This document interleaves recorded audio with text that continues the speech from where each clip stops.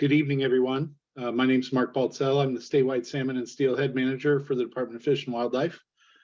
Welcome to another North of Falcon meeting. Tonight, we're going to be focusing on Puget Sound recreational fisheries as well as freshwater fisheries in Puget Sound.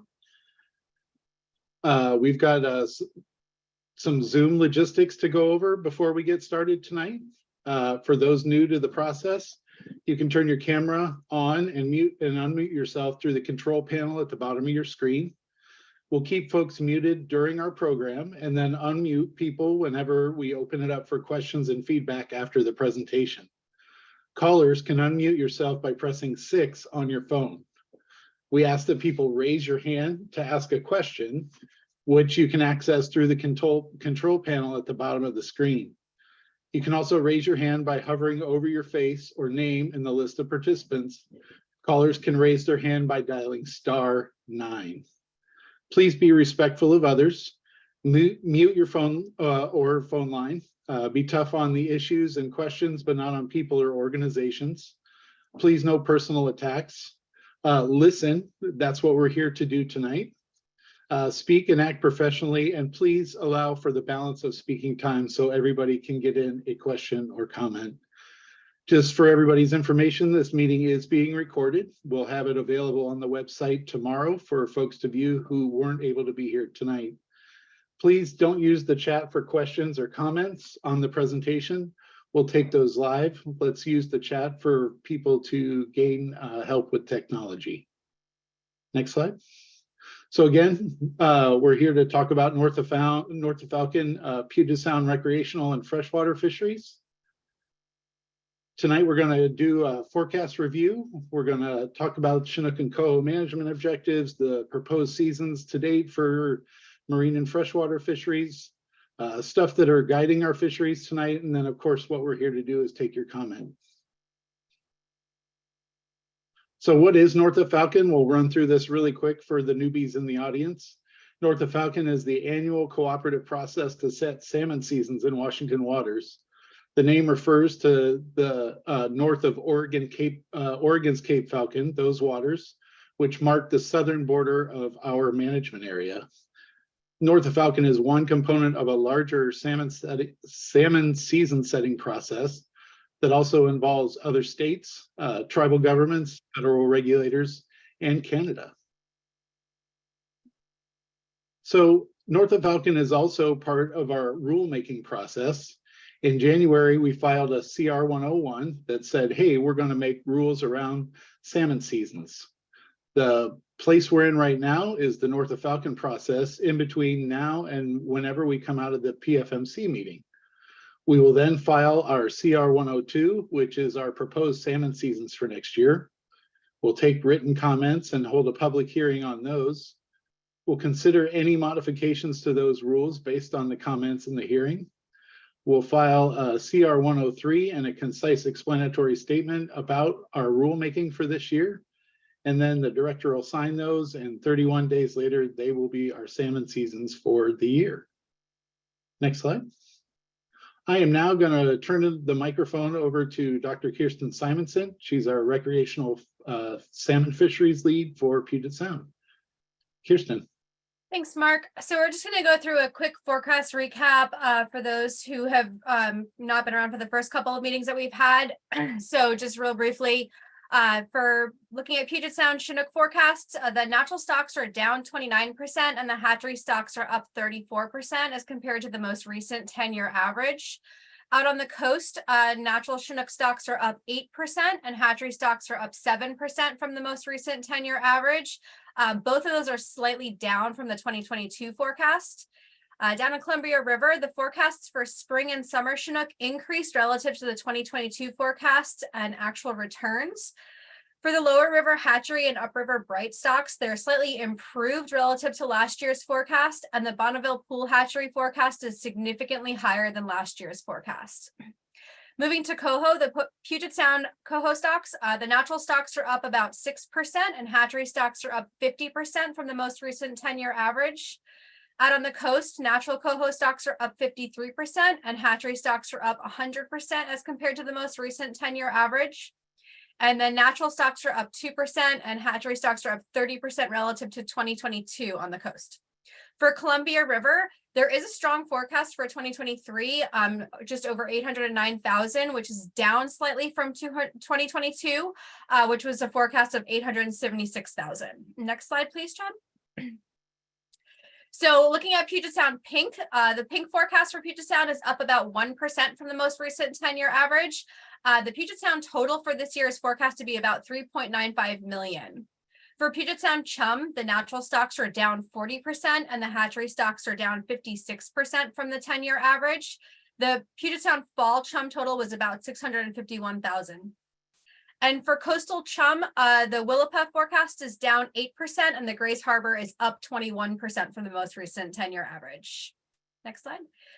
Looking at sockeye forecast for 2023, the Baker Lake sockeye forecast is right on par with the 10-year average. It's a forecast of about 31,000. For Lake Washington sockeye, the forecast is down 65% from the most recent 10-year average, and that forecast is about 22,000. And for Columbia River sockeye, the Wenatchee is down about 35% from the 10-year average. The Okanagan is down 23% from the 10-year average, and the total Columbia River sockeye forecast is about 235,000. Next slide. So I think if Angelica is on, I'm going to turn the microphone over to her to go through some of the Coho modeling results. But if she hasn't joined us yet, then I can go through this. Hi, There she is. my name is Angelica Hagenbro, and I hope you can hear me because my internet connection is bad. Can you guys hear me? We got you, Angelica. Go ahead. Okay, if not, then Derek will have to take over. So I'm talking about Coho. We have run a model run last week, and meaning we have a run that has all the forecasts in it and all the fisheries as submitted, except for coastal fisheries. We're still waiting for those. And what you see here are the results of the key stocks from that model runs compared to the management objective. So for Thompson, which is the Fraser early British Columbia River stock, in the high option, in the high ocean option, we're at exactly 10%, which is also the management objective. Oregon Coast Natural, we're also at exactly the management objective of 20%, but that's by design. Meaning that some fisheries were added to capitalize on the available exploitation rate. Lower Columbia River Natural, we're well below the 23% at 18.5. For all the ocean stocks, granted, they have not been, the fisheries have not been updated, but it would appear that we have a comfortable margin above the escapement floor. This year, the forecasts were really good. Strait of Juan de Fuca, we're in a higher bracket this year. Instead of 20, we're managing for 40%, and we're at 12.9. Additionally, Hood Canal, 45% management objective. We're just a little under, so that's one to watch, same as Fraser River, which is also one to watch. And Skagit River, unfortunately, is at a lower management tier. It used to be at 60 last year. We're at 35 this year. And with the fisheries in place, we're over 35. We're at 37.9%. And finally, the last stock to watch is Stilagwamish, by the way, looks good, is Snohomish, where we have an escapement goal of 50,000. We're a little under that at 49,148. So that's where we're at in the latest run.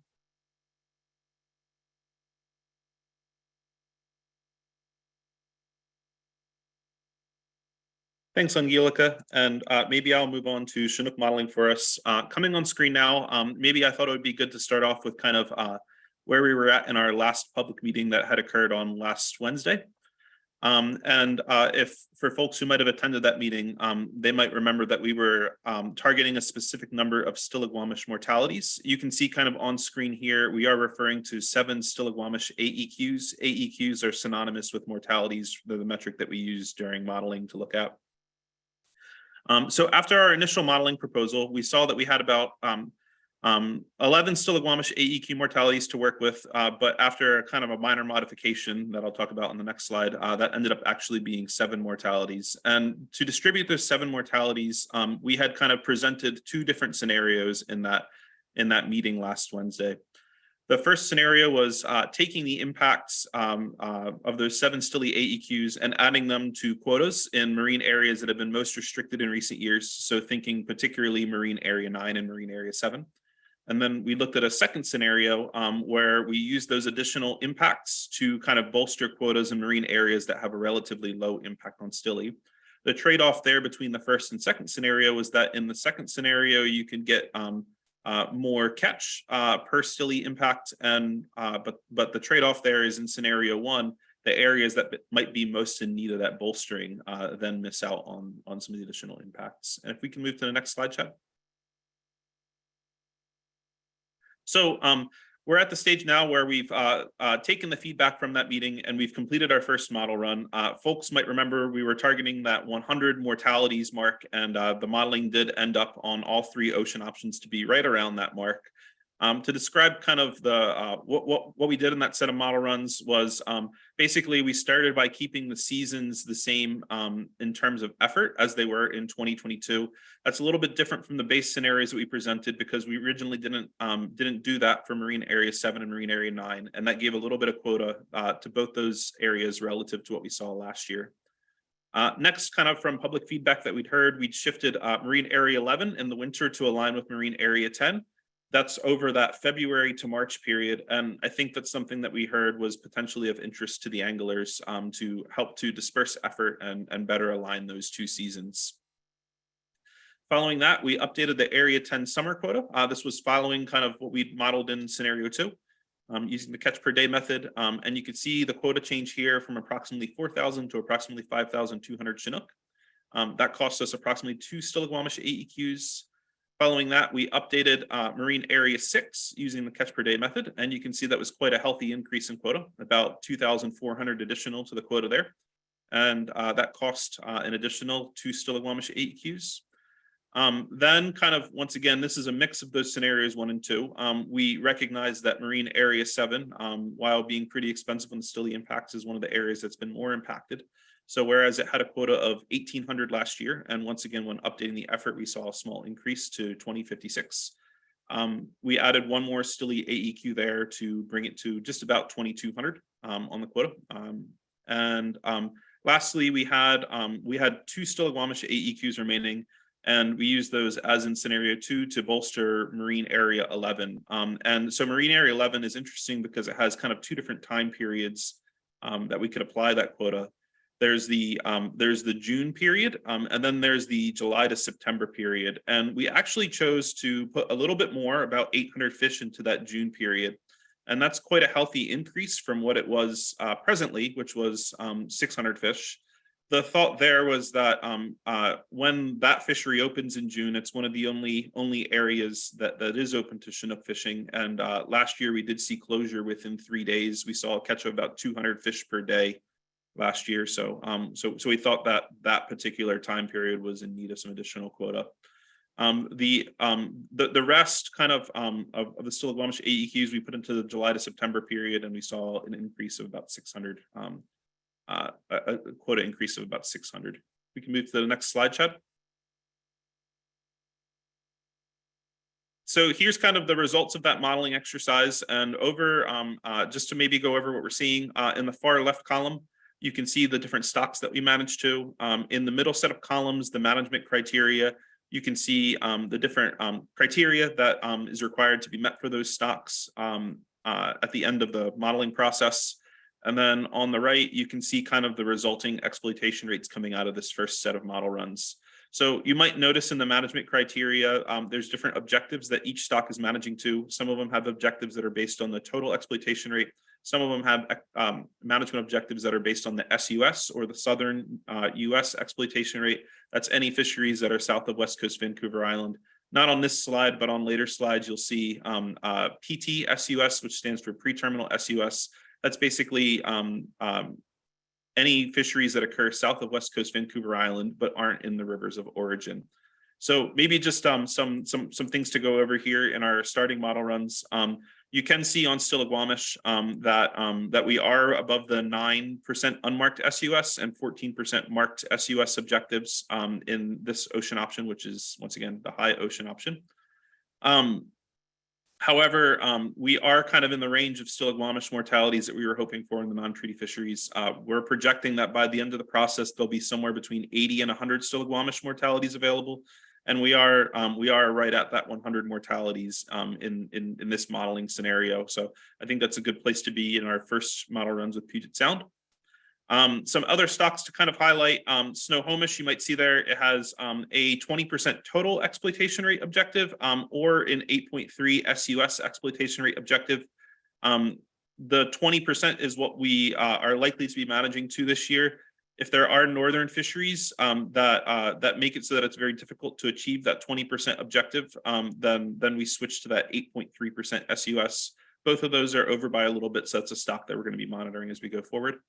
Nooksack Springs is a stock that's coming out above its management objective. You can see there 14.2% southern US versus an objective of 10.9%. That's one we'll be monitoring as we go through the process. In some of our prior meetings, we have spoken to Skagit Summer Falls, and as folks can see here, particularly the stock component of the stock is falling below the low abundance threshold. That necessitates a more restrictive management regime to 17% in the southern US. You can see in this first set of modeling, we're coming out at 26.5% in the southern US. Chad, if we can move on, thank you. Now to move on to some of our Hood Canal, Straits, and southern Puget Sound stocks. Things here to note might be Nisqually. So Nisqually is actually currently falling below its low abundance threshold in the first set of modeling. This is something that we've mentioned in the last meetings that we were potentially anticipating happening. You might see that necessitates a 20% southern US management objective. However, from preliminary modeling, it does look like it'll be easier to actually get above the escapement goal and cause the stock to be modeled at above the low abundance threshold than it would be to achieve that 20% southern US. So Nisqually is definitely going to be one of the stocks that we're considering as we're moving into our shaping process. Lastly, Skokomish, you can see here 50% total exploitation rate objective, and we're coming out at 53.5% at the moment. Something that might be of interest to folks here is looking at kind of our main constraining stock in the Columbia River, the lower Columbia natural tules, and you can see kind of across the range of ocean options at the bottom of the screen there. The objective this year for Columbia River Naturals tules is 38%. And you can see we're currently meeting that objective in the mid alternative and low alternative, but a little bit over in the high alternative. Particularly for all of these modeling exercises, we are still missing some of our Canadian fisheries and abundances that haven't been put into the model yet. We do hope that those will go into the modeling soon, probably in Linwood, possibly as late as PFMC2.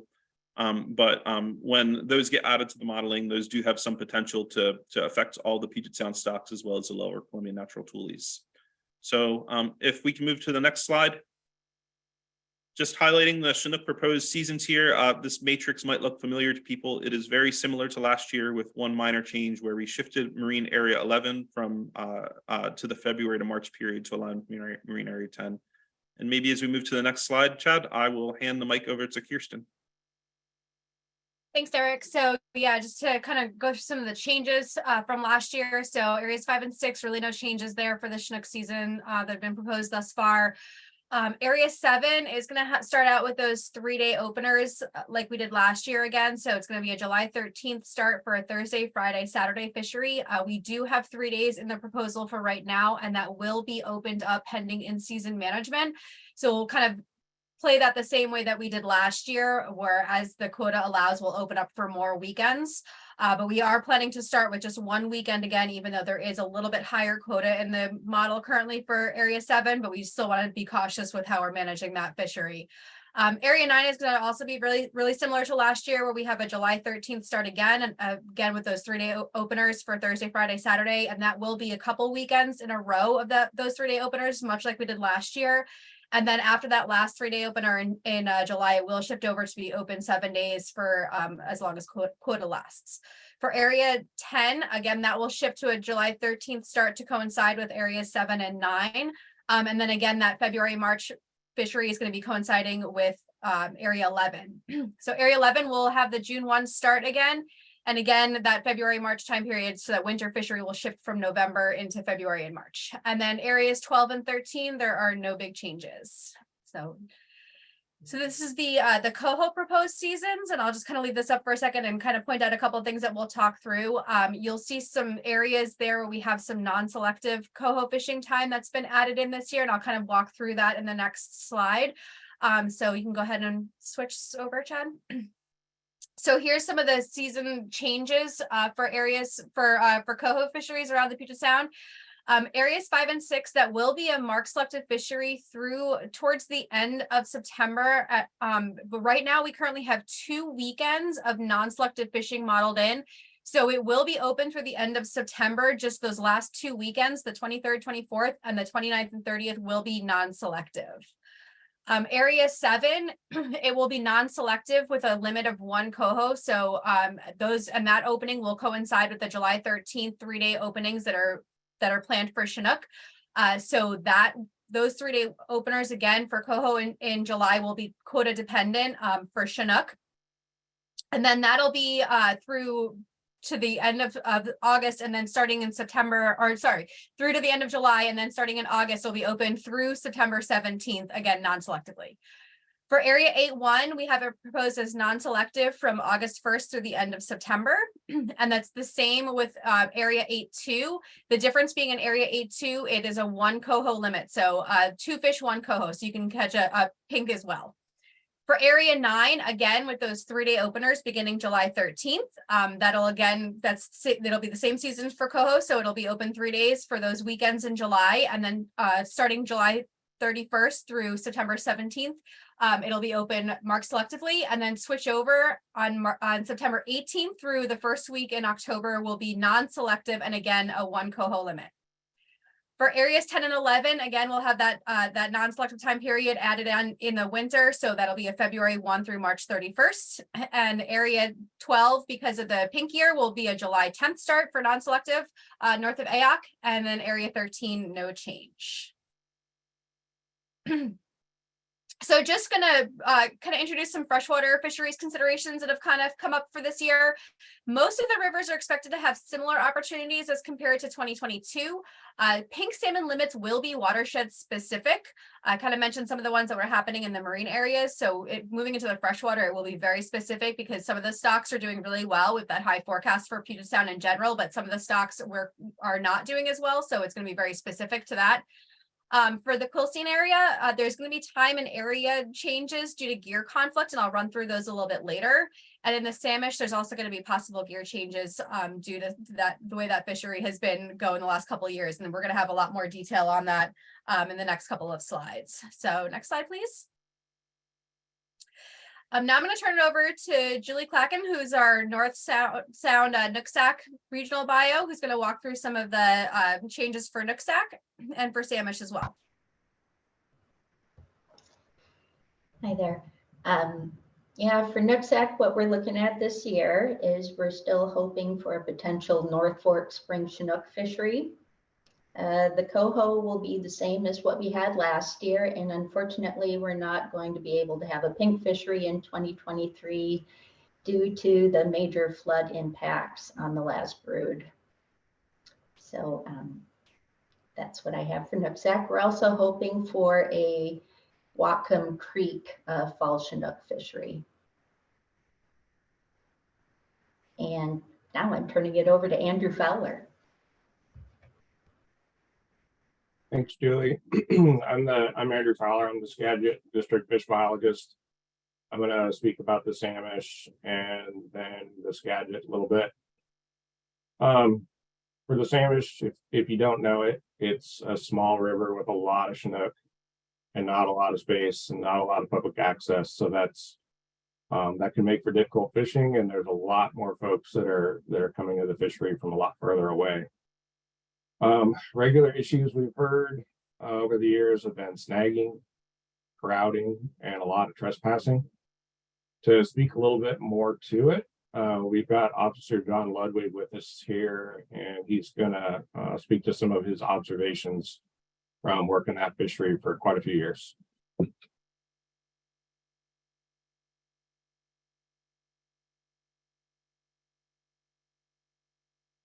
Maybe.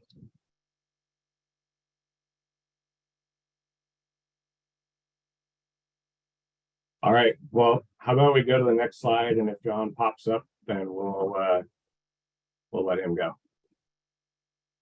So for sandwich proposals, got a couple in here. First off would be to implement a stationary gear rule. That is just how it sounds. Your gear must be moving in the water at all times. Can't just lay on the bottom. Also, hook size restriction. That's one thing we've heard quite a bit about. Ever larger hooks in there. So 3/4 inch point to shank. And then also kind of different. We're looking at proposing a special day for 3 different groups, so they can have their own opportunity in this fishery that is a highly desirable and attractive fishery for a lot of folks.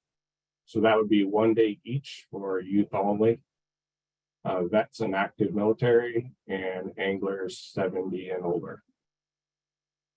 As far as sandwich goes, other ideas we've heard have been, go to a bare unweighted hook. That would be no added weight at all, so you'd be just free drifting.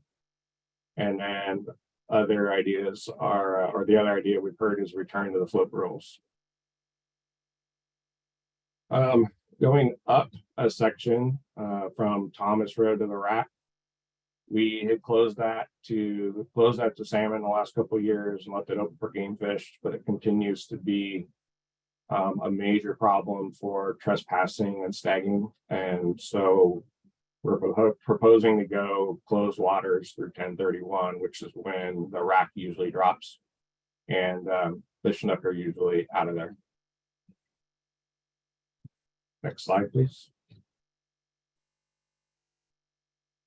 So going over to Skagit, hatchery spring Chinook, the lower river fishery, pretty much the same as before, except a couple new ideas.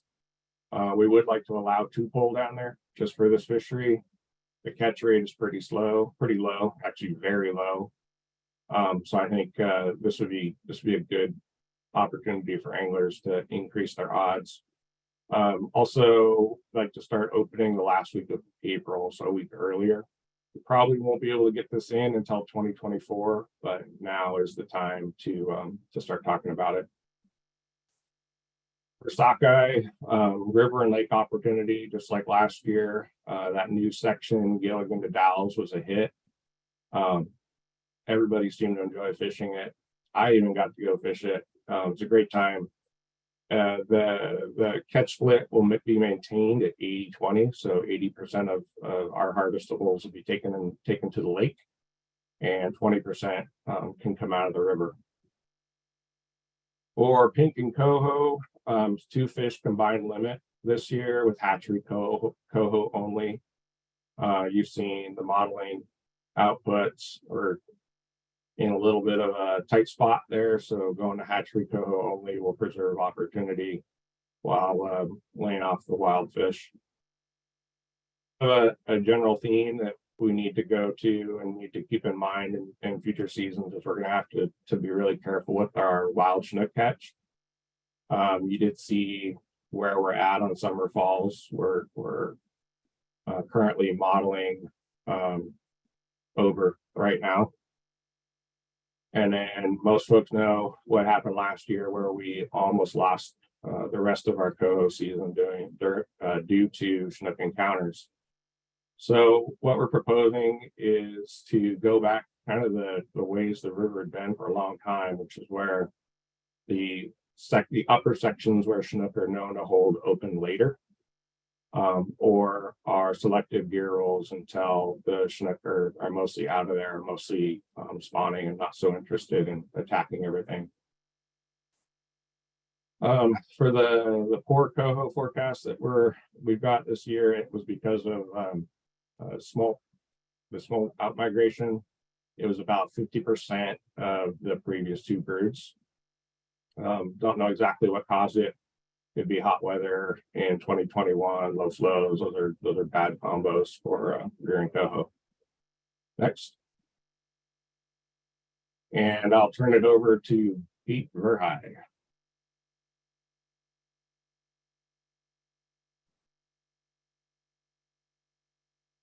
Hey, yeah, we'll see if my image pops up on the screen. Am I heard, Andrew?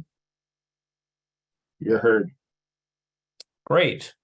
Hey, everybody, Pete Verheij here, Washington Department of Fish and Wildlife District fish biologist for the Stillaguamish and the Snohomish. And yeah, so we are looking at adequate numbers of both coho and pink, we think, returning to our watersheds, the Stillaguamish and the Snohomish. And so we're going to propose to have salmon fisheries. Of course, the salmon fishing on the Stillaguamish is on the main stem downstream of the town of Arlington. And, you know, we're looking for obviously input from the public, but I'm going to propose that we start the fishery for panks on September 1st. There won't be many coho around, and maybe won't be a lot of pinks until the second week, but that would encompass the Labor Day weekend. So that's my goal, is to get it open then. And in the Snohomish, now the Snohomish, we have been kind of hurting in the coho numbers for quite a while. You know, many of you might remember that we were in overfish status since about 2016. And so with this last year's escapement estimate into the Snohomish in 2022, we escaped the rebuilding plan. So we're no longer in rebuilding plan. So great, we've been getting escapement estimates that are up in the neighborhood or even exceeding our escapement goal, which is about 50,000 fish. Last year, we actually got a little north of 80,000 fish back. So that's terrific. The way things are shaping up, from what I can tell, it looks like, you know, with all the marine fisheries that are happening, it looks like the number of fish coming back to the river is going to leave us with basically barely making escapement. However, it looks like there's room to have a coho fishery there. You know, there's pinks returning to both the Stillaguamish and the Snohomish, but they're returning a little stronger to the Snohomish system. And I'm going to propose opening for salmon fishing in the main Snohomish River about mid-August to take advantage of pinks that might be around. And then that obviously it'd open up for coho as well. It'll take coho a while to show up, but yeah, so that's kind of what we're doing now. We are concerned about Chinook impacts, particularly in the Stillaguamish River. You know, actually both Stillaguamish and Snohomish, but in the Stillaguamish, we really only have 2 Chinook impacts to work with for our fishery, meaning that we need to, you know, our sport fishery can't kill any more than 2 Chinook. And of course, we're not going to be actively targeting them, but there's a chance that some could be inadvertently hooked. And so there's a hooking and release mortality rate of 10% that would apply to, you know, any fish that were caught and released. So essentially you can catch and release up to 20. And that would be the limit. So we're looking for ways to avoid Chinook in the river, and that's something that I'd welcome ideas from the public. So thank you. Thanks, Pete. And before we shift to Aaron and Lake Washington and Green, I think that Officer John Ludwig is available to speak to us on the Samish. So John, if you can You want to unmute? Go ahead.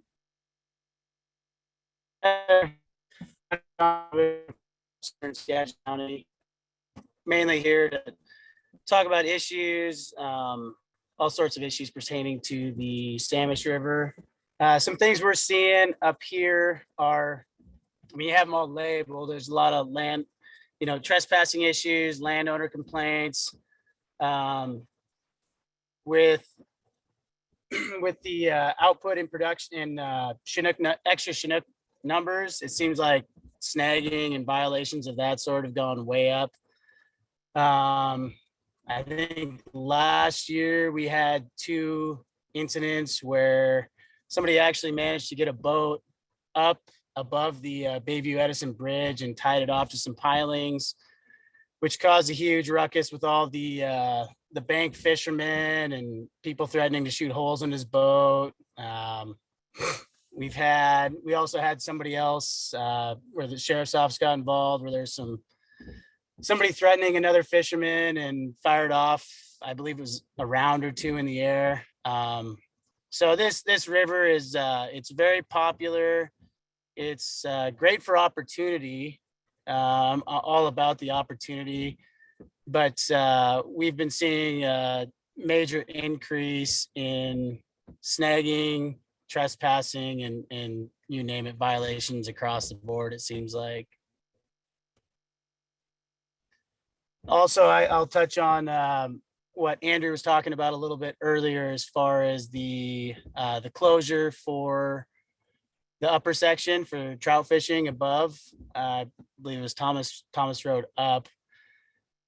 Last year, I had I made quite a few contacts with people who were up in the otherwise closed area claiming to be trout fishing, clearly salmon fishing. After talking to these people for, a few minutes, I think all of them admitted that they were actually up there just catch and release Chinook fishing up there. So that there was a lot of violations there as far as I guess closed season, if you will, after the normal Samish River fishery. So it just seems like, yeah, violations are up, everything is up, and I'm here hoping to continue the opportunity. Hopefully we can continue the opportunity for anglers, because it is a great fishery. There's a lot of Chinook to be had, but try to find a way to make it a little more orderly, and so there's less of these issues going forward. So thanks. Thanks for that. Okay, now we're going to move on back to Central Sound. And if Aaron Bosworth is on, he can walk us through Lake Washington and the Green. Yeah, I'm here. Can you hear me, Kirsten? Yep, we got you. Go ahead. Okay, great. Yeah, Lake Washington, Aaron Bosworth here, district biologist, Lake Washington, Green River. Lake Washington, yeah, we had a real strong coho forecast, and so we're going to have that coho fishery that we normally have in Lake Washington. We're going to open that. I think that's a September 16 opener, and also in Lake Sammamish, some people have been liking to fish for coho up in Lake Sammamish, so that opens a little later, I think October 1. I think you saw the sockeye forecast is poor yet again for Lake Washington. No sockeye fishery there. Haven't had one since 2006, I believe.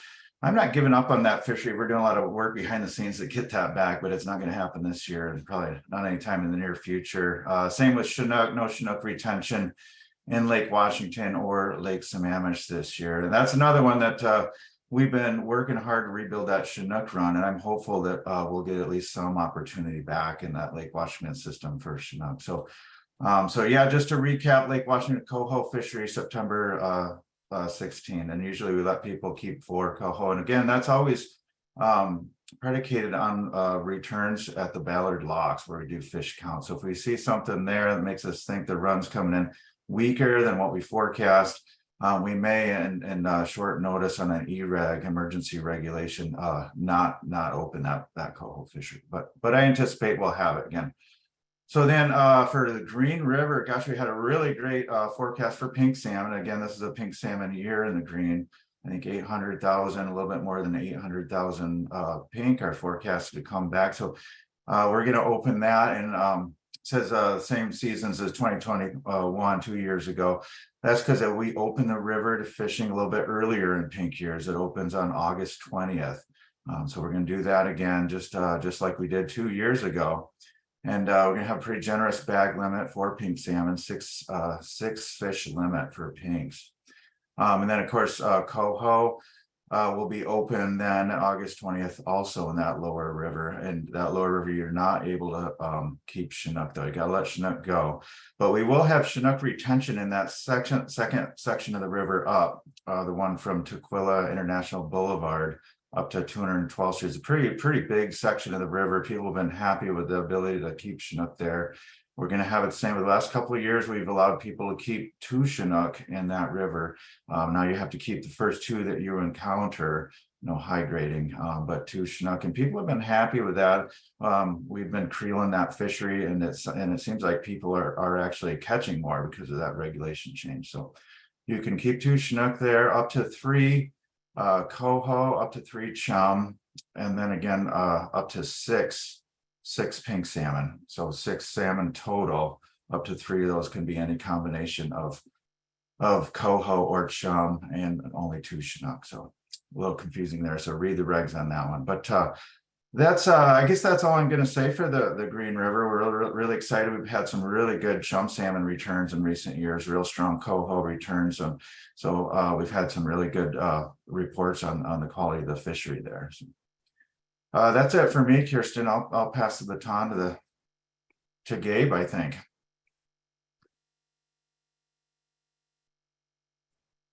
Hey, good evening, everyone. Yeah, I'm Gabe Madel. I'm the district biologist for South Puget Sound. And so, yeah, I'll just chat about the Puyallup and Carbon seasons. So for Chinook and Coho, we can expect similar seasons to last year, with an extension in both the Puyallup and Carbon first and Coho opportunity through October. And then the Nisqually will also have a similar season to 2022. Oh, and I should have mentioned too, in the Puyallup and Carbon, we'll have similar pink seasons to 2021. So there will be a lot of opportunity for pink salmon in both the Puyallup and Carbon. For the Nisqually, again, similar season to 2022. As Derek mentioned earlier, we're making sure that we're going to meet the LAT. And so we'll be implementing probably some, just closures relative to that to make sure that we meet those objectives. So we'll just shape the fishery kind of as the modeling moves further down the road, and we have a better understanding of where we'll have to just kind of make some savings. And yeah, we'll also have a similar pink season in the Nisqually to 2021. So again, a lot of opportunity there for pink salmon, and similar Coho season to last year. So yeah, plenty of opportunity for Chinook and Coho. Again, we'll just have to do some shaping in the Nisqually. And I think with that, Kirsten, I'm pretty much covered here in South Sound. Thanks so much, Gabe. I saw there was a hand raised. We're going to wait till the end of the presentation to take questions. So just sit tight. We're almost wrapped up, I promise. So just a couple of things to point out. The Skokomish is closed till further notice due to some ongoing border issues there. So that's not going to be open this year again. The Dungeness is going to be mark selective for Coho in October. And then next slide, please, Chad. Just one other thing to point out is that there's been a proposal to have some changes in the tidelands in kind of deep South Sound. So in Marine Area 10, waters within the channels created by exposed tidelands in the Gorse, Blackjack, Curly, Chico, and Grover Creeks are currently closed to salmon for the time period from July 1st to December 31st. There's a proposal in place to revise this rule to close those areas to all fishing during the time period where salmon is closed. And the reason for this is because it's going to aid in the law enforcement's efforts to protect salmon in these creeks. It's also easier for the public to comprehend if it's just completely closed to all fishing. And there's no enforcement issues with anglers targeting cutthroat and also encountering salmon. So this is a change that's being proposed right now for those sections of those tideland creeks. And next slide, please. So just to quickly recap, I'm not going to go too much into this because we did have our Hood Canal portion of this North of Falcon public meeting on Monday. So just to quickly recap, though, I'm going to put up on the screen now the Hood Canal proposed seasons for this year, and you can kind of look through those real quickly. And if we go to the next slide, the biggest change for Hood Canal this year is this big Quilcene River Coho fishery proposal. So again, I'm not going to go into too much detail on this. There is a whole presentation that Mark Down in the district bio for that area gave on Monday. So if anybody missed that presentation and wants to go back and see it, that presentation is posted online right now. So you can go back and kind of get more details about what's going on here. But basically this stems from issues from in-common fishing with the tribal subsistence fishers. And there's a bottleneck at the Rogers Street where there's rampant snagging happening, and there's been continuous enforcement challenges in that area. And so the proposal that's here now has to do with spatial closure or spatial segregation of that fishery, and it just is going to make all those issues a lot easier to deal with. So again, more information is available from that presentation on Monday. Just wanted to throw it up here again so that folks that were not able to attend on Monday have the information as well. So we can move on to the next slide. So just to kind of wrap up some of the things that we're considering for this year, as we all know, Stillaguamish Chinook conservation has been kind of a top priority of everybody for the last several years, and that is not changing this year. Those conservation limits will continue to drive most of the recreational opportunities in and around Puget Sound. We're looking to maximize fishing opportunity with the available impacts and conservation constraints that we have. And that's kind of what Derek went through with the modeling. When we have kind of these available impacts that we have, we can kind of, how could we use the impacts that we do have to kind of to shape these fisheries. That was kind of the scenario 1 versus scenario 2. So those are the kind of decisions and things that we're looking to make in the next couple of weeks, things that we're just considering as we go through the process. We are looking at the recent year variability and effort trends.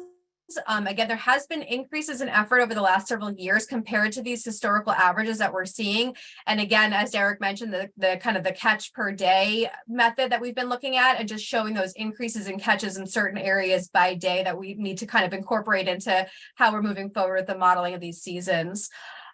For pink salmon, those will be part of the daily limit in most areas. There are some areas where we could potentially look to increase the pink limit. That are basically in areas with stocks that are doing really well. Again, we did mention that there were some areas where their pink stocks are not doing as well. So there's some, it's basically going to be an area specific in terms of the pink limits. Next slide, please. So with that, just kind of looking forward to the next couple of meetings. All this information, of course, is available on our website, and the online comment portal is open as well. The next meetings that are coming up that this group would be interested in, next Wednesday, March 29th, the North of Falcon #2 meeting is happening. That is taking place in Linwood. And it will also be on Zoom. All the information is on the website. So for those folks who want to register for the Zoom link, you can do so there. On the 29th is also the Upper Columbia and Snake River fisheries discussion that is happening in person in Kennewick at 6 p.m. On March 30th, there's a joint Willapa Grays Harbor fisheries discussion that will again be in the evening via Zoom. And then we'll wrap all this up from the first week of April, from the 2nd through the 7th at PFMC #2. That is happening in Foster City, California. We will be having morning updates during the course of PFMC #2, and those will be starting on Monday the 3rd.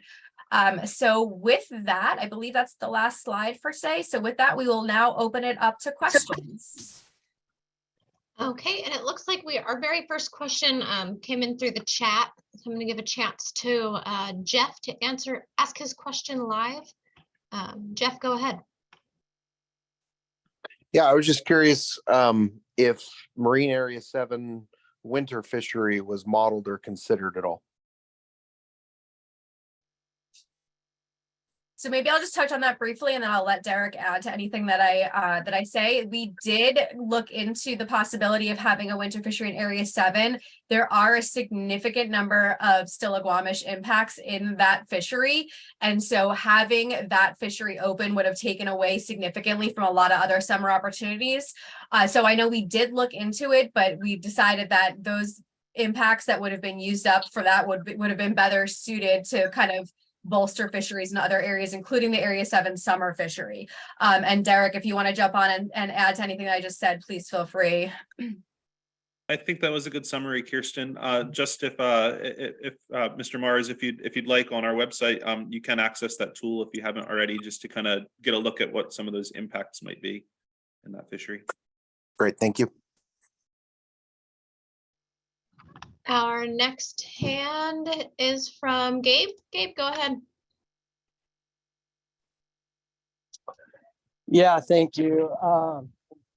Wanted to talk Puyallup a little bit. I'm pleasantly surprised to see that we have October back in the river. I know in the new Chinook Harvest Management Plan, there were some days of the week, going to 3 days of the week off in the Puyallup, but is that also for the carbon, or are we just trying to slow down in the catch in the carbon by only fishing 4 days a week in October?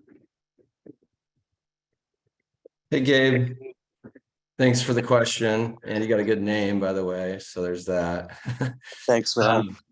Yeah, so the carbon is also closed the same days of the Puyallup, and that was an agreement in order to reduce fishing pressure shifting from like the Puyallup to the carbon specifically. We agreed to align those closure days on both the Puyallup and carbon for those daily closures. Okay, understood. So I was looking through hatchery escapement reports at Voight's Creek today, and last year between the last Thursday in October and November 18th, like 67% of the hatchery fish that returned during that time period. I know there's some concerns about wild coho, but I would love to see some November opportunity in the carbon, and I think this is a good opportunity for us to use mark selective fisheries as a tool to help, reduce impacts on wild fish, but still, have some access to those hatchery fish that are going to return after the river would be closed in the current model. Yeah, that's a good point. But also, one thing we consider is that in November, we're also thinking of chum and spawning chum, and that is one reason that we've kept November closed, because the Puyallup chum are struggling. They're one of the stocks that we're concerned about, and that are kind of constraining for other outside fisheries as well. Okay. But that's something we could think about with just the carbon and that short section. So absolutely, even just from Voight's Creek to the confluence, or Voight's Creek to, I don't know, half mile or mile below the hatchery, so something that could minimize our impacts on chum. I don't think we're going to be chum fishing in Area 11 this year, so hopefully there's a little bit of impact available that would allow us some opportunity and flexibility to do that. Anyways, appreciate the opportunity to talk. yeah, no, and I appreciate that too. And that's something we can definitely chat about. And I think you've got my number. Let's talk about it offline too. It's a conversation we would have with the co-managers as well, and just making sure that, everyone's comfortable with potential impacts there. So. Sure. Thank you. Okay, thank you. Thanks, Gabe. And just a reminder to everyone that we are not taking questions through the chat. The chat's for technical questions only. So I will call on you if you've put one in the chat, but just remember to raise your hand and ask those live. Our next hand is from Robert. Robert, go ahead.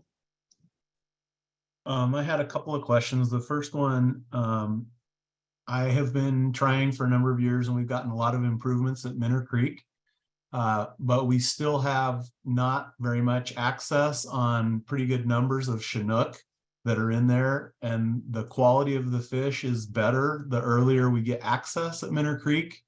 And one of the reasons that we have been given is that we were concerned about how the tribe would feel and the impact on the spring Chinook, that some of them return at that time of year. And I know that the tribe asked for a net fishery this year, indicating to me that the problem with the spring Chinook is probably past. And I would ask again that we get to open Minner Creek the 15th of August, so we get an additional 2 weeks when the Chinook are there. I talked with Jeff Summit, and he said that we did get some decent fish early in the season last year, with the September 1 opener. But again, I think that there's more opportunity. We have had plenty of fish for a number of years. And so I would ask that you consider opening that by the 15th of August. Do you have a comment, Gabe, before I go to my next question? Yeah, sure. I can kind of respond to that. And thanks for the question. One of the things that we're thinking about is the Spring Chinook program, which you referred to there. That program, the size of it's not very large. I mean, on average, it's around 1,000 adults. And it's part of a conservation program that was started for Spring Chinook in the White River. And that program is used to backfill both the acclimation pond and the potential hatchery program as well. And that is part of a listed population of Spring Chinook. It was started when numbers in the White River were so low that they needed a backup, essentially like safety valve for the White River population. And it's still part of that listing. And so, that's kind of our constraint around the Spring Chinook program. And so, we have to kind of consider all impacts to that program. And that's currently why the season is set the way it is. And for the tribal fishery, the fishery that they're proposing is targeting fall Chinook, and they're considering the timing of Spring Chinook as well.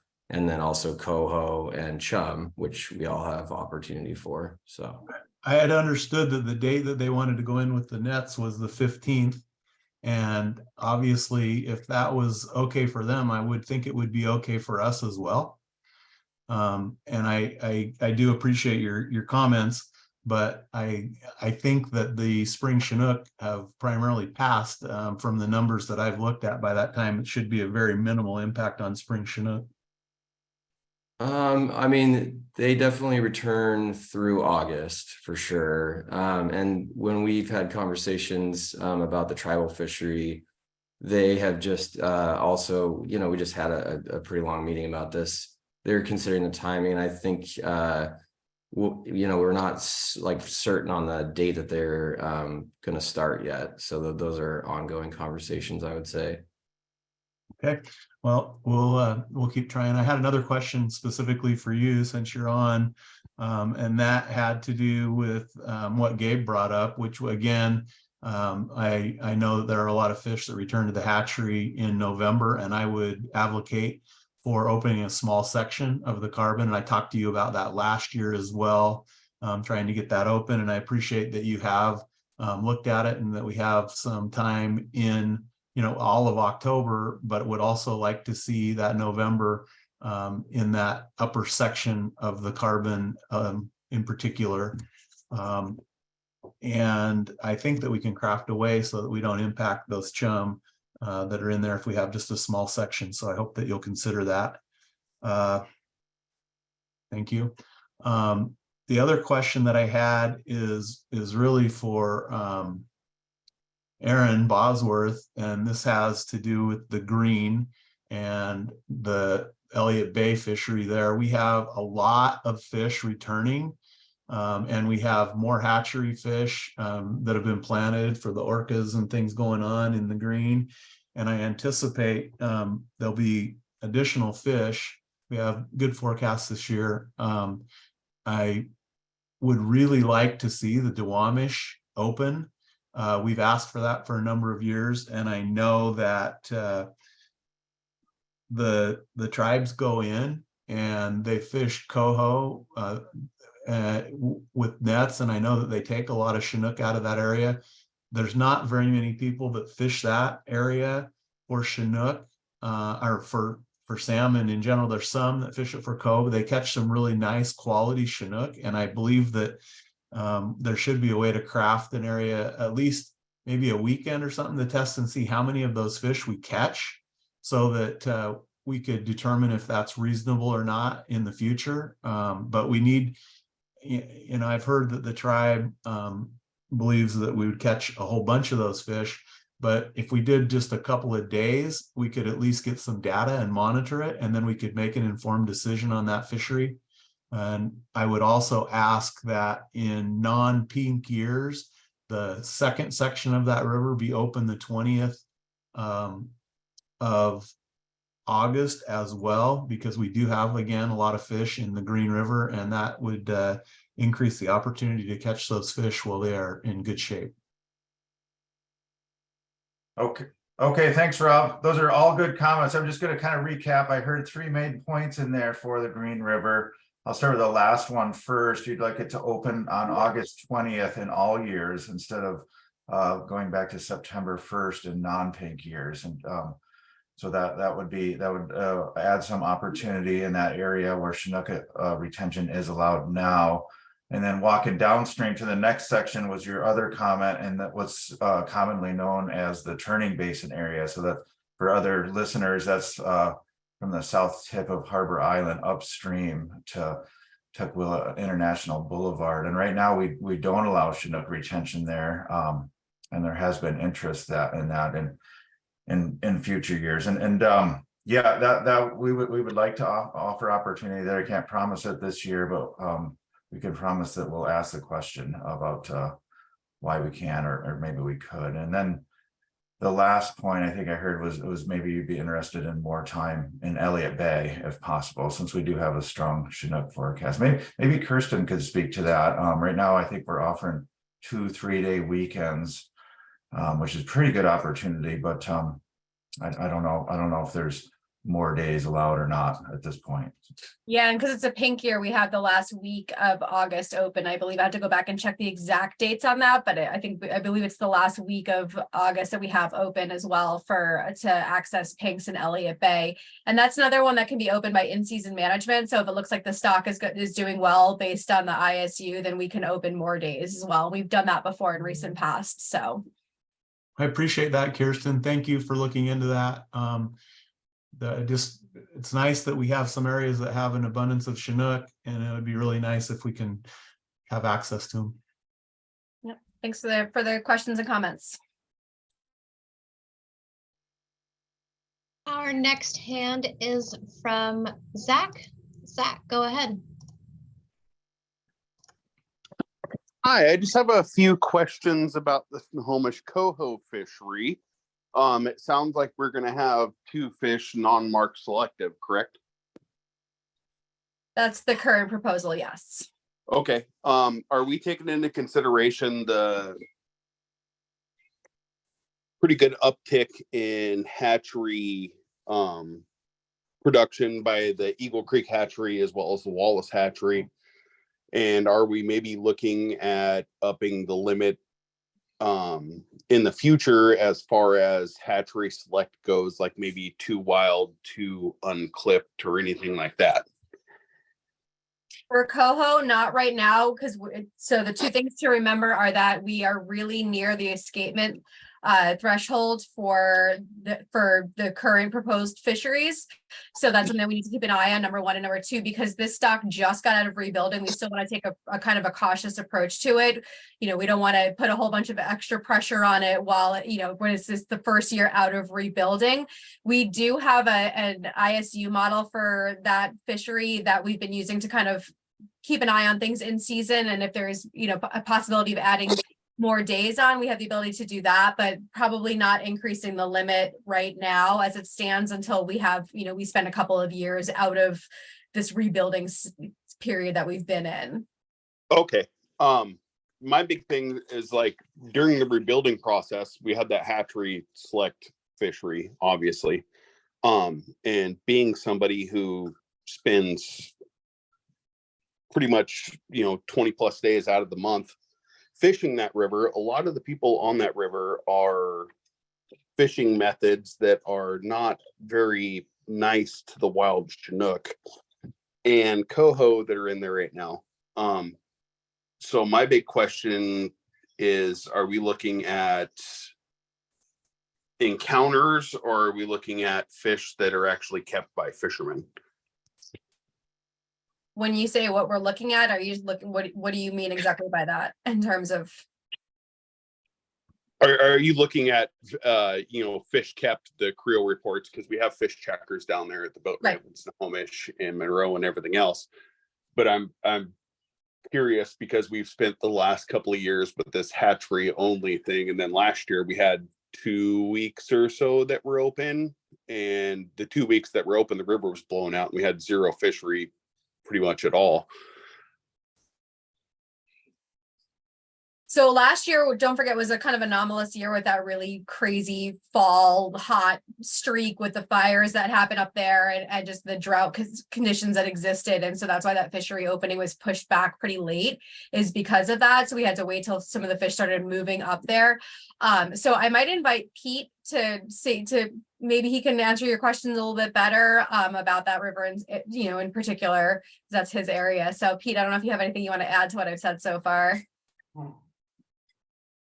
Yeah, I don't have a ton to add to that. I think it's interesting that the caller is asking about Eagle Creek, hatchery coho returns, bolstering the population there, and maybe we could take advantage of that somehow. I don't actually have a sense of adult returns to that operation there. And if you have the information about it, I'd love to talk to you more about it. And then as far as the encounters of Chinook while people are fishing for coho, that is of concern. We do only have a limited number of encounters that we can have. So, if there's a fishing method that is being particularly hard on them, I'd like to know about that. I'm hoping that our creel efforts are going to be robust enough to pick all that up. And when folks are forthcoming with what they're encountering, keeping and turning back and all that, and that's all really great data for us to help plan future fisheries.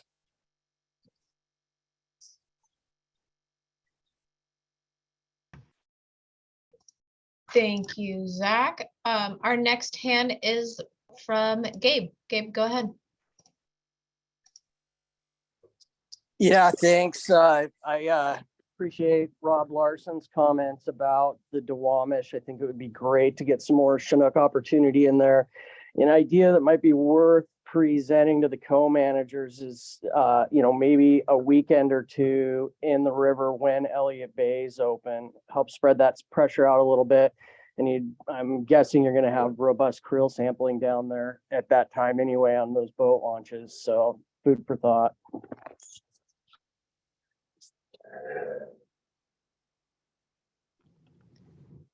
Thanks, Gabe. Our next hand is from Hank. Hank, go ahead.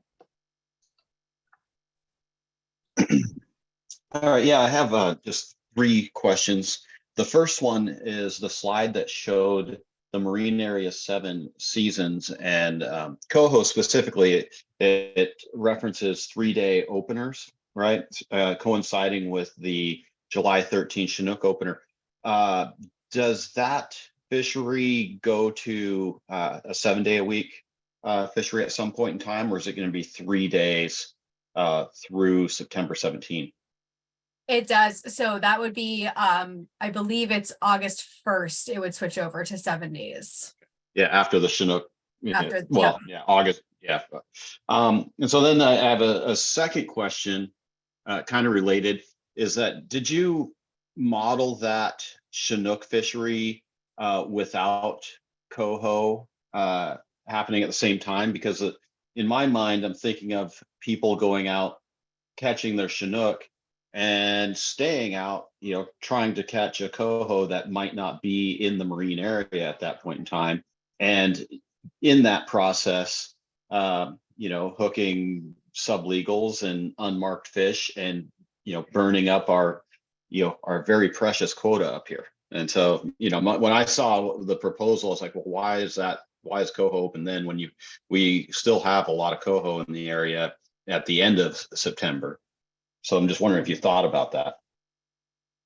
So maybe I'll turn it over to Derek to answer that for the specific modeling components. Thank you. Thanks, Kirsten, and thanks, Hank. We didn't model any extra coho non-retention periods when Chinook was in retention allowed. So we didn't model any extra impacts to account for that there could be additional effort to go for coho. Okay, yeah, because it seems to me like if you know, up here we have a problem with getting Chinook days in, and that our quota goes really fast, and which is frustrating because it's we usually have very few impacts on sublegals and unmarked fish, and then our quota retained fish, Chinook retained fish goes really quickly, and I'm like thinking you should look at what would if those numbers would change if it wasn't open for Coho at the same time, and see if that we could get some more days on the water. But anyways, so then thanks for your answer on that, and I appreciate if you just took a look at it to see if it would have any benefit to us, because I would like to see some extra time in September if we could get it for Coho directed fisheries. But then the other thing I wanted to mention is that I was wondering if you could tell us a little bit more about that analysis tool and the 508% buffer that you added for purposes of analyzing the Marine Area 7 winter fishery. And so you determine that there's too many impacts. We can't have Marine Area 7 fishery, but there's that 508% buffer. I'd like to know what went into determining that buffer. Thanks, Hank. And maybe just to go back to kind of your first suggestion there, one thing that we could potentially consider, having heard that feedback, is rather than have kind of a bag limit of one Chinook and one Coho, we could have one Chinook or one Coho. That way, if people either catch their Chinook or their Coho, then there won't be that extra effort trying to target one or the other. Could be one idea there, and I'll leave it up to Kirsten and others to think about. Something to consider if you can add some time into September by doing that. It'd be really nice if we could get Coho's open through the end of September like it has been traditionally. And then for the second question that you had related to the catch per unit effort buffer, I did see your email earlier. I'm sorry I haven't had a chance to respond yet. No problem.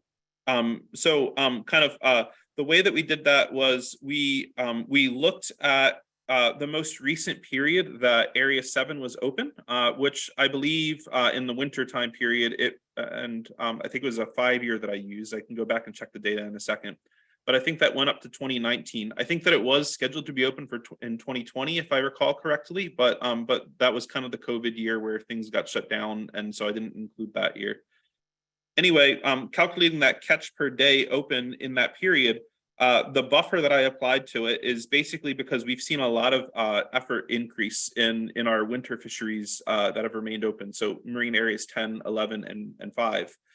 And the buffer that I calculated for that was looking at kind of that same period that I had evaluated for 2017. Once again, the most recent 5 years ending in 2019.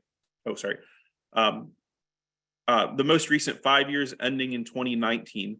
That average, I looked at that same period in marine areas 5, 11, and 10. And then I looked at kind of what buffer would need to be applied on average across those areas to have the same catch per day as 2022.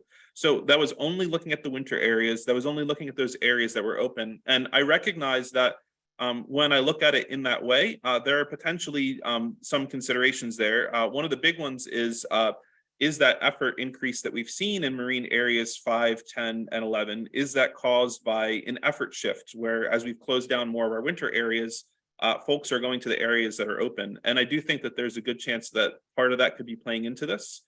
But we have seen both in the winter areas that I mentioned and in our summer areas, we have seen kind of an increasing catch per day needed to run the same seasons. So I kind of modeled that 508%. I considered that to be conservative in that it's kind of the increase that we've seen in the marine areas that are open on average. But recognizing that there could potentially be this effort shift that occurred, and maybe if the effort were more dispersed to other marine areas being open, it might not need quite as large of a buffer, if that makes sense. Yeah, that's what I was kind of just, that's the explanation I was looking for. So, I'll always be disappointed that we that that's the analysis that we have to do, you know, because, you know, I don't think there's that many fish that get caught in a day, and I don't know if we would have that much additional effort. But on the other hand, it's been closed now for a few years, and if it is open, you probably see a lot of people out there on those opening days. So so thank you, and I'll just let you go. But one thing that just came to mind is I don't recall seeing what we'd be looking at up here in Area 7 for pinks this year. Did I miss that? And then I'm just going to drop off. So for pinks, it's going to be, you know, coinciding with the Coho fishery and the open time that's up there. And it's going to be, pinks are currently modeled as part of the daily limit. So it will be not an additional pink. It will be part of the limit for that day. All right. Thank you. Okay, and our next hand is from Tony. Tony, go ahead.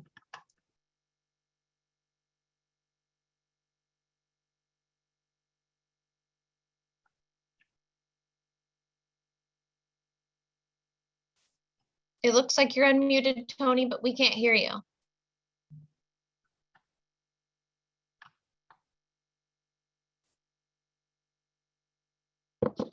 Tony, if you're calling in from a phone, you may need to dial *6 to unmute.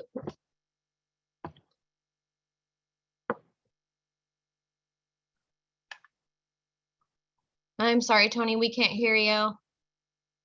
You might want to leave and try to join back in. Our next hand is from Alex. Alex, go ahead. Good evening, everybody. I got a few things to get to here. I've been kind of waiting for some folks to have their opportunity. Earlier in the presentation, Angelica had referenced that all the forecasts were in. Can we know what the Thompson River forecast is for Coho? It's approximately 87,000 ocean H3 abundance, which is a tiny little bit higher than last year, but it's a good forecast for Thompson.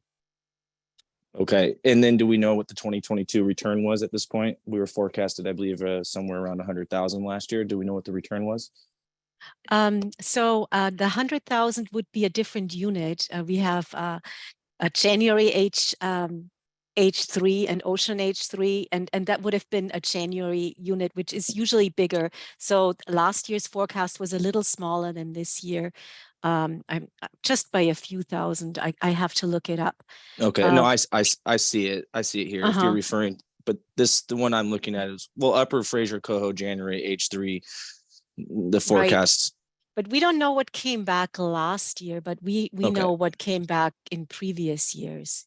Okay. Yeah. Okay. So we don't know last year yet. So right. when we look at the 10% exploitation rate, is that 10% of what that forecast is? Is that the number we're looking for? So let's say if we forecast 87,000, the 10% would be 8,700 fish.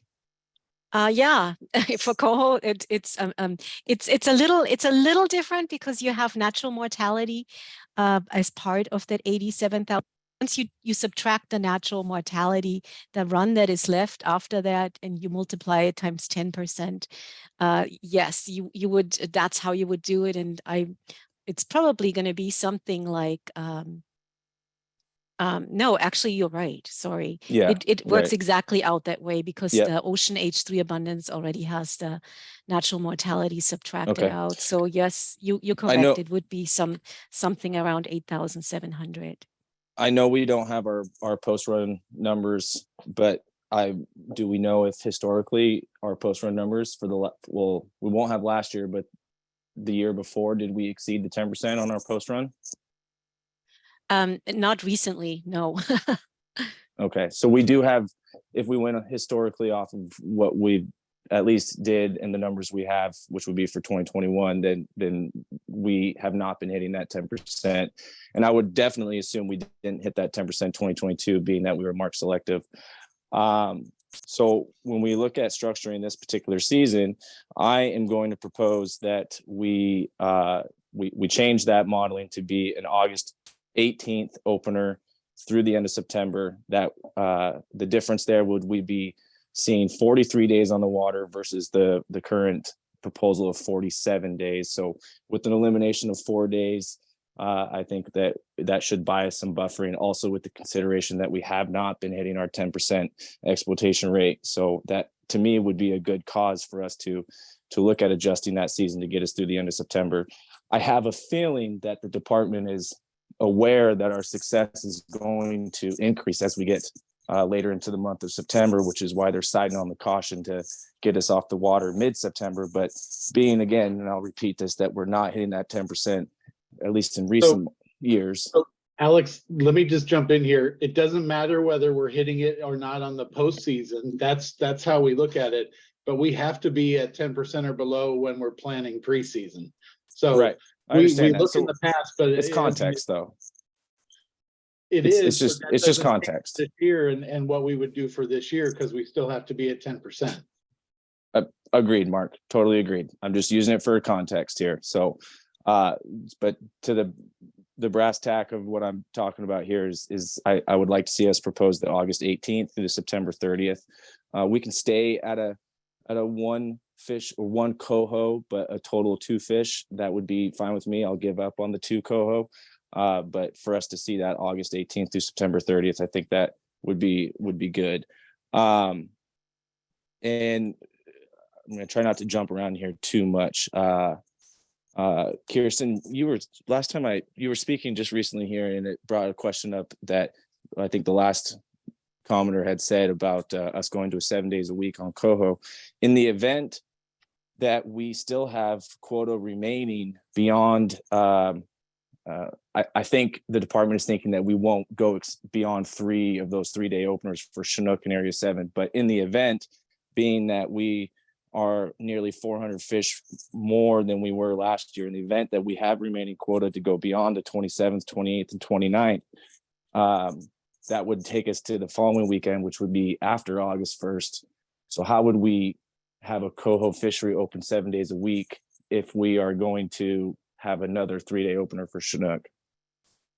Well, I think that's a situation that we'll have to, kind of a bridge we'll have to cross when we get to it. I think that there wouldn't be any problem with having, coho retention during the week and then a weekend Chinook fishery open as well. Okay. We're already going to have staff out there creeling, enforcement is aware of what's going on up there. If we had to take that route, we could do that. Or for the last weekend, we could extend it a couple days into the week, say it would be Thursday through Sunday, Monday, Tuesday, whatever we think that would be a viable option. We could do that as well. So I think that there's a lot of in-season actions that we could take to make that work. This is kind of a new territory. This is the last season was the first time that we had that kind of 3-day opener situation where we just managed this fishery in season. So I think that was a little bit of a learning experience of how we were going to make that happen and how we were going to prosecute that. And I think that the next, if the situation that you're talking about arises this season, then it'll be something that we kind of deal with as we go along. So I think that there's a lot of options that we could take to kind of make that work. We could add a Sunday to one of the other weekends. We could, there's room to make something happen. So there's, there's things that we're definitely going to be thinking about going into this. Sure. I would tie that into a great way to approach that preemptively would be for us to not have coho retention until the date of August 18th. And then we wouldn't have to worry about maybe so many different moving parts at that point. Where am I at here? So 2 different meetings in a row, we've requested, at least myself and at least one other person has requested that we model the 24-inch size increase. And have we put that into our modeling yet for the summer fisheries? Derek, do you want to take that one? Go ahead. I can, Kirsten.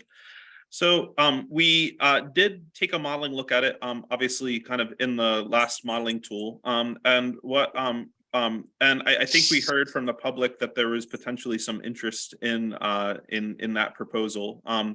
I think kind of when we took what we heard back and talked about it internally, and I think there were kind of a few concerns we had about increasing the size limit in Marine Area 7.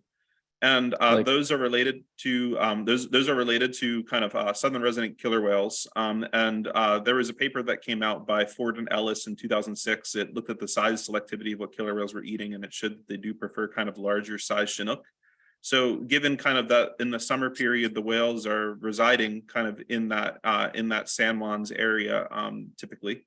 And given that increasing the size limit might increase our harvest on those larger sized fish, I think that there was some concern internally at the department. Kind of secondarily on that, there was something that we considered, which is that NOAA has really been interested in our marine area 7 fishery and the impact that it has on killer whales. Kind of once we get done the process each year, we do send the Protected Resources Division over at NOAA a letter that talks about kind of our fishing seasons and what changes might have been made or not made, and how those might impact killer whales. And we thought that that might draw some concern from them. So ultimately, we did hear some feedback, and we took that feedback and considered it internally. But at this time, we don't have that proposed in the modeling. Okay, so two things to that would be, one, it would seem that the department would rather see us keep fish that are 22 to 24 inches rather than keep a larger fish. I don't expect you to have much comment or I mean, that's just my comment. It would appear that way. Secondly, with the gear study that Kirsten conducted, we already saw that in general, we are going to interact or have encounters with larger fish just by simply fishing anyways. So that would be my reply to that, Derek. While I have you, Derek, a good question that I was thinking about here was in all the modeling, we're using the high ocean forecast, but with using the high ocean, all of our modeling for the constraining stocks, or at least most of the constraining stocks, are not meeting management restrictions, including the lower Columbia River tules. So what are we seeing if we went to the middle, which specifically for lower river Columbia tules, natural stocks, we do hit that management objective. So across all of our other fishing packages, is that mid-ocean selection or forecast, is that helping other objectives across other constraining river stocks? That is a really good question, Alex. And I have to confess, one of the main reasons why I tend to focus on the high ocean option rather than the other ocean options is that when I present some of those tables, there's just a whole lot of numbers up there on the screen. And Right. I have in the past in some of our presentations tried to put all three up there. And I just feel like it can get to be number overload. I'd be happy to share kind of the full range of options with you if you want to send me an email and show you kind of the outputs from that. But you are correct that for some of our Puget Sound stocks, we do see it impacted by that potential ocean option that we pick. And when looking at the high ocean option in some of our slides, that's because I didn't want to present kind of an overly optimistic view if we look at the low ocean option necessarily. And kind of some of the stocks that are more affected, if you are interested by kind of that change in ocean options from a Puget Sound perspective, would be like Skokomish is one, and Nisqually, and then some of the mid-sound stocks, Green River, Puyallup, and Lake Washington are some of the ones where we see the greatest impact. Greatest impacts by going with the different ocean modeling? Yeah, and I guess I should say, I know that we tend to focus a lot on Stilly in terms of Chinook, and Stilly is one that actually we don't see kind of a big change in ERs, at least from the non-treaty fisheries across ocean options. Okay. Let's see here.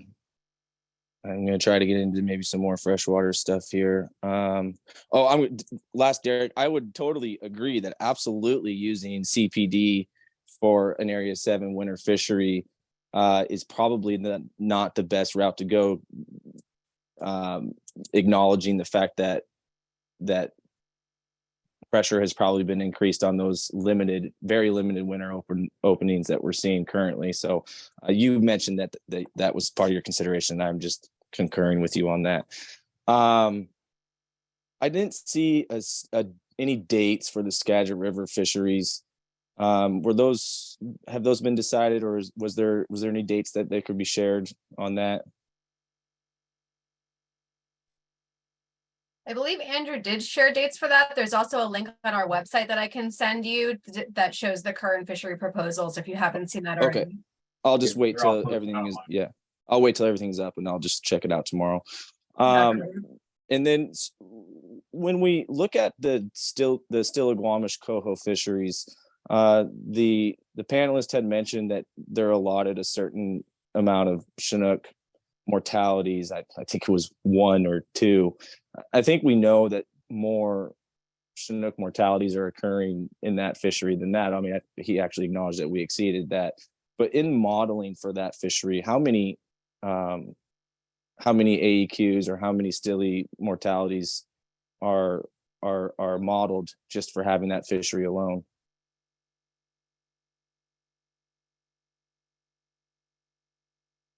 Well, 2 are modeled. I don't know if I can be heard, but Gotcha. 2 are modeled. Yeah, 2 are modeled. Okay, so with the Coho fishery as determined right now, there's 2 Stillaguamish Chinook mortalities modeled for that.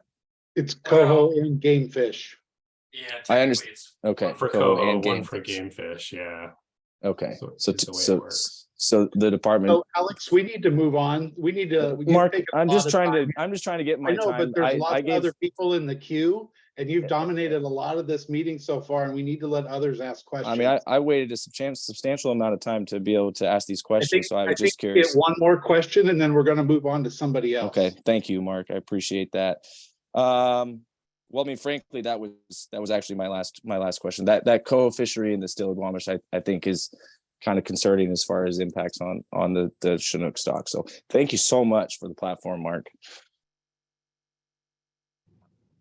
Okay, our next hand is from Kurt.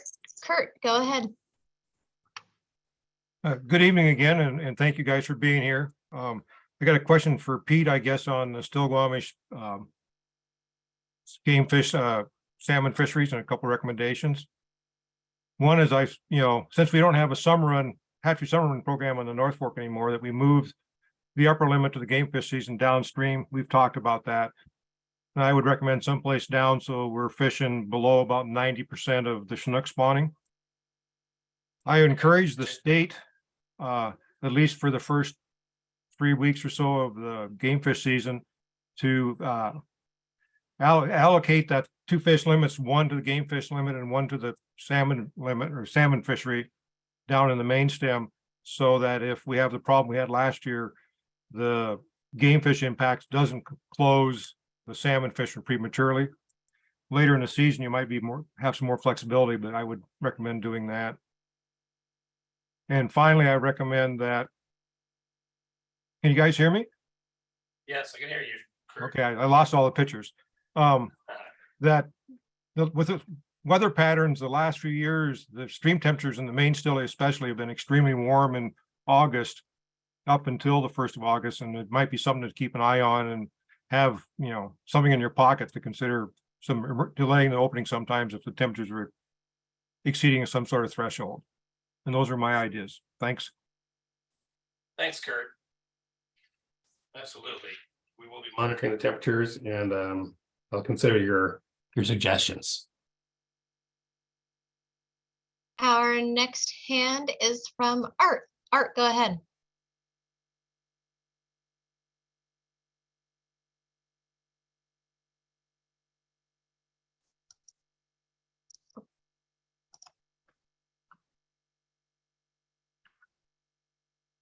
Hello?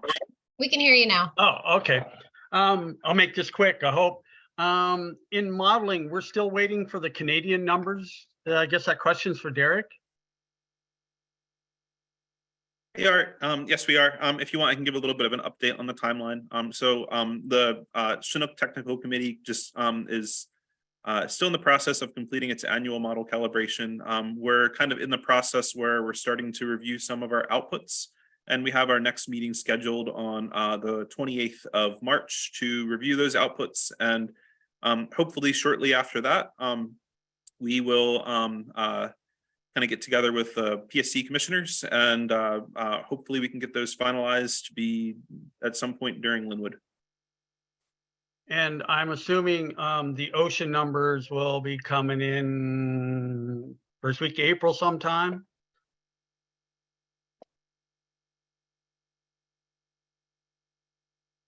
Generally the ocean options, and there is variance year to year, so I can't say with certainty, but usually they come in at one option sometime in early into the PFMC2 meeting. So yes, early April.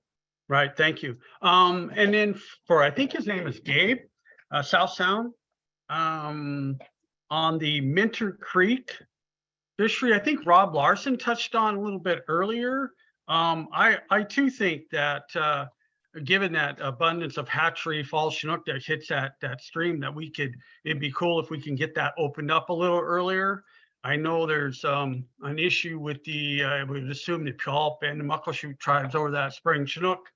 But I know the numbers getting back to the Puyallup and the White River, or at least the trap, have been pretty good for a while now. And maybe they can be persuaded to let us have another week or two earlier for an opener on that stream for those Chinook. And then the Nisqually, you mentioned something about having the same seasons as last year. Given the low abundance on the naturals, is that going to impact those at all, or should you be okay with the same fisheries? Yeah, thanks for that. So the first one for Minter, you know, I appreciate the suggestion for sure, and it's something we can consider and look at. We just have to, you know, think about impacts, and then talk with the co-managers about the schedule. But yeah, that's something we can definitely consider. For the Nisqually, last year we had pretty constrained fisheries.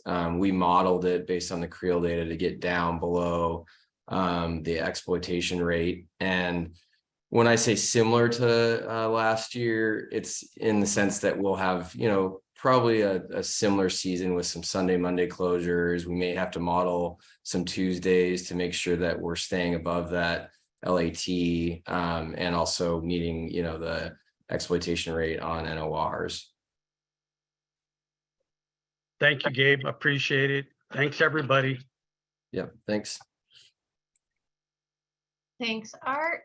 Our next hand is from Robert. Go ahead. This question again is for Gabe Madel. I went back and looked at the escapement numbers, and by the 11th of August, we had 878 of the spring Chinook already to the hatchery. You said that we had less than 1,000 fish turn up. So my point is, the spring Chinook shouldn't be an issue at all in opening. Even if it's only the 20th of August, you would have an extra 9 days past when you already had the vast majority of those fish. So I just was curious, being an engineer, I had to go look, and I did. And what I found supports my position. Okay, yeah, thanks for that, Rob. Again, I mean, it's something we can certainly consider and talk about. And yeah, if it makes sense, we can look at opening that earlier. Thank you. Appreciate it. Yeah. Okay, and our next hand is Tony. Tony, let's try again. Can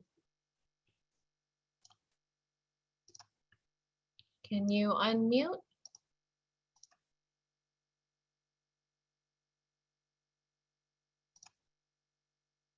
I think I just sent a prompt to you. There you go. You're unmuted. We still can't hear you though, Tony. Sounds like maybe your microphone's not working, because it looks like you're unmuted on our end.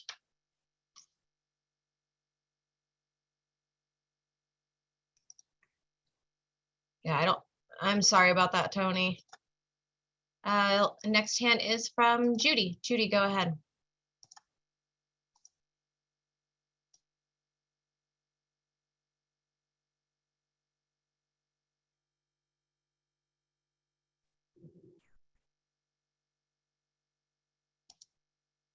Judy, I just sent a prompt to you to unmute.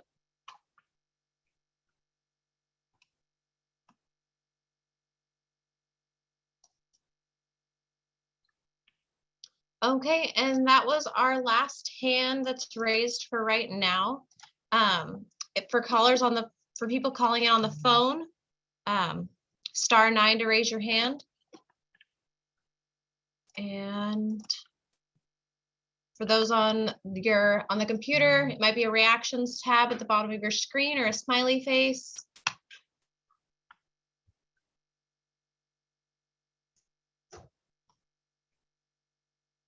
And we have a hand from Stanley. Stanley, go ahead.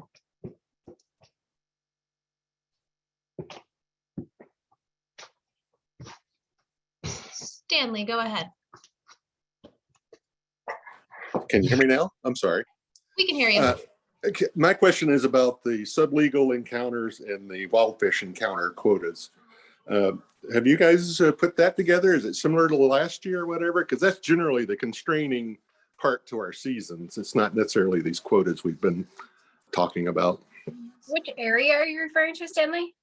10, 11, 9. So I don't think all that is completed yet. And I think that's a big part of that is making sure we have the seasons finalized first. But I see Derek just turned on his camera, so I'll go ahead and let him answer some of the specific questions there. We do have kind of the sublegal modeling in for Chinook, where if you want, we can kind of look at those numbers across areas. I'd be happy to kind of send you a report of what's coming out of the current model runs. If you send me an email, I'd be happy to share. Well, I guess my point is that in area 11 last year, that was the constraining thing, and then area 10, that was the constraining thing. So it doesn't really matter what our quotas are when these other ones are really the constraining thing on seasons. So feel free to send me an email, Stanley, and I'll send you kind of where we're at right now in the modeling on kind of those number of sublegal encounters versus what we had last year. So if you want, you can compare and take a look. All right, thank you. Thanks, Stanley. And that was once again our last hand. Just a reminder, *9 for those on the phone. So maybe while we're waiting for folks to raise hands, if anybody has any last minute questions, Chad, if you want to go back to the previous slide where we have the upcoming meetings.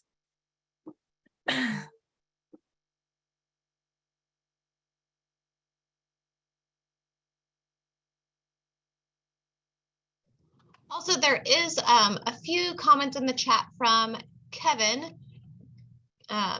Kevin, if you want to ask or say your comments live, you can go ahead.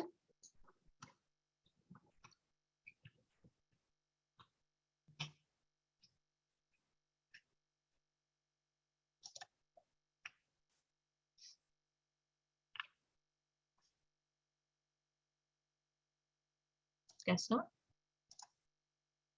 Go ahead, Kirsten. Well, I figured this would just be a good time to remind folks of the meetings that are coming up and remind everybody that our public portal, our comment portal is open. So for any other questions that come up after this evening, feel free to email any one of us your questions that you have, or you can go to that online comment portal and enter your questions there. We are checking that throughout the process. We do take all those comments into consideration. And just again, putting this up here to remind folks of the upcoming meetings. Again, next week, North of Falcon #2 in Linwood. There will be a Zoom option and an in-person option for that meeting. For those folks who are interested in Upper Columbia and Snake River fisheries, that meeting is also on next Wednesday in person in Chinook. March 30th, again, the joint Willapa Bay Grays Harbor fishery discussion. That'll be kind of this same format that we're having tonight, but for those fisheries out there on the coast, that will be again on Zoom at 6 p.m. And then finally wrapping it up in early April with PFMC #2 down in Foster City, California. We will be having daily briefings on the happenings for that meeting starting Monday the 3rd. All of the Zoom meetings that are happening, you can register for those on our website at the North of Falcon page.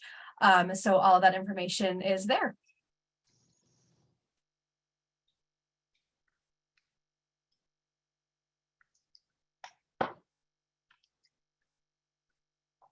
So if there are no last minute questions, then I guess I'll just take this opportunity to say thank you to everybody for joining us this evening. Again, feel free to contact us anytime if you have more questions that come up. I really appreciate all the panelists for joining us this evening to go through all the freshwater fisheries. So thanks to them, and thanks always to Leah for hosting us tonight. And if there's nothing else, then we'll adjourn for tonight, and hope everybody has a great evening, and we'll look forward to seeing some of you and continuing discussions next week in Linwood.